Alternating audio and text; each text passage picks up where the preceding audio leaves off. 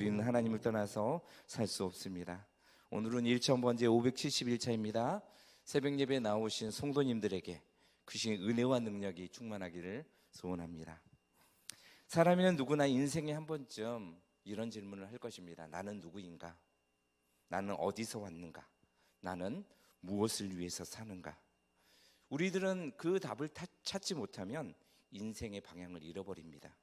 성공, 쾌락, 지식, 아무리 산을 올라가 봐도 가슴 깊은 곳에 공허는 채워지지 않습니다. 사랑하는 성도 여러분, 오늘 말씀 에베소서 1장 4절에서 6절 말씀은 하나님께서 주시는, 하나님께서 우리에게 인생의 진정한 해답을 줄 수 있는 말씀이죠. 하나님의 영원한 계획이 들어있습니다. 또한 우리 가운데 우리 곧 생명의 공동체가 있음을 선포합니다. 에베소서 전체에서 말하고 있는 내용이죠. 이 말씀을 통해서 우리가 어떤 존재인지 한번 생각해 보도록 하겠습니다. 첫 번째로 창세전에 하나님의 사랑, 그리스도 사랑 안에서 우리를 택했습니다. 4절 말씀 같이 한번 읽어볼까요? 같이 읽겠습니다. 곧 창세전에 그리스도 안에서 우리를 택하사 그 앞에 거룩하고 흠이 없게 하시려고. 사도 바울은 분명히 말합니다. 나의 생각과 결심에서 출발한 것이 아니라 하나님의 선택이라고. 구원에서 주인공은 내가 아니라 하나님이라고. 하나님이 우리를 택했는데 언제 택했습니까? 그리스도 안에서 창세전에 택했다고 말하고 있습니다. 우주가 만들어지기 전, 별이 빛나기도 전에, 아담이 흙으로 빚어지기도 전에 하나님 그리스도 안에서 우리를 향한 놀라운 계획을 갖고 계셨습니다. 사형리 처음에 하나님께서 당신을 향한 놀라운 계획을 가지고 계십니다 라는 말이 생각납니다. 우리는 우연히 태어난 것이 아닙니다. 우연히 이 자리에 있는 것이 아니고 우연히 복음을 들은 것이 아닙니다. 우리들을 영원 전부터 하나님의 계획 속에 있었던 필연적인 존재입니다. 나와 여러분 하나님께서 귀하게 택했습니다. 왜 우리를 택했을까요? 오늘 말씀은 말하고 있어요. 착해서, 똑똑해서, 잘나서, 머리가 좋아서, 공부 많이 해서, 지식이 뛰어나서 아닙니다. 4절에서 분명히 얘기합니다. 사랑 안에서 그 앞에 거룩하고 흠이 없게 하기 위해서. 하나님께서는 우리가 사랑스러워서가 아니라 우리를 사랑해서 우리를 택하셨습니다.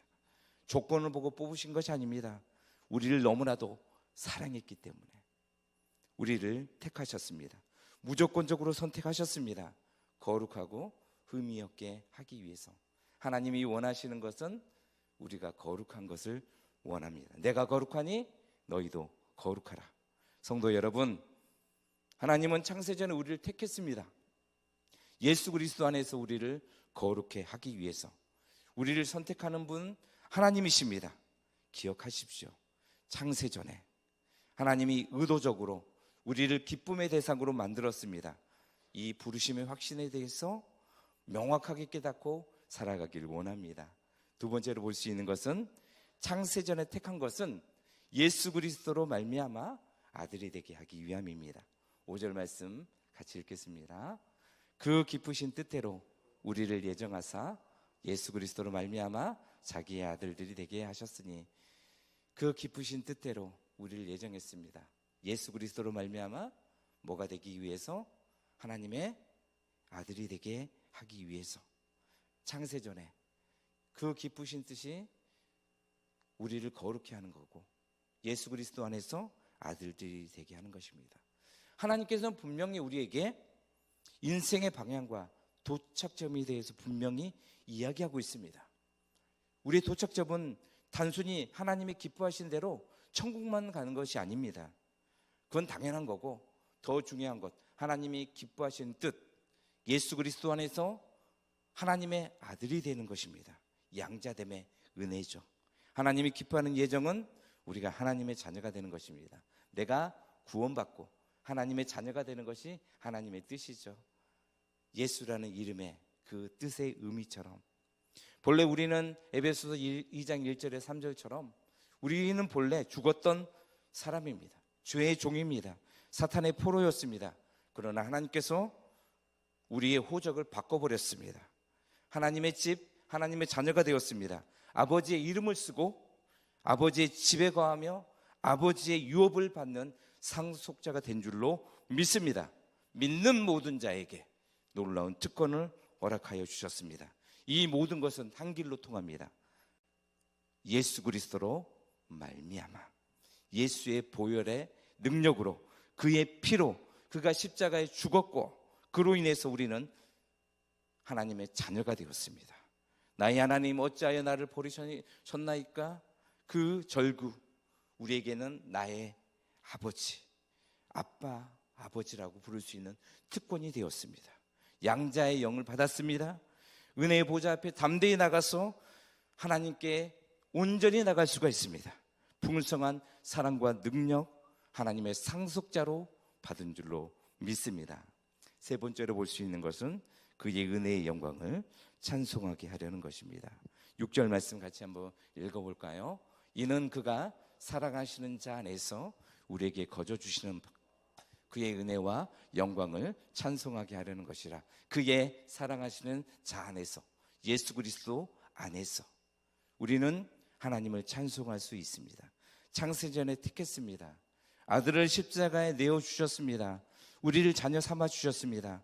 우리에게 이 땅에서 편안하게 좀 더 성공하게 살게 하는 것이 아닙니다. 좋은 아파트 살게 하기 위해서 이 땅에 보내신 것이 아닙니다. 성경은 분명히 얘기합니다.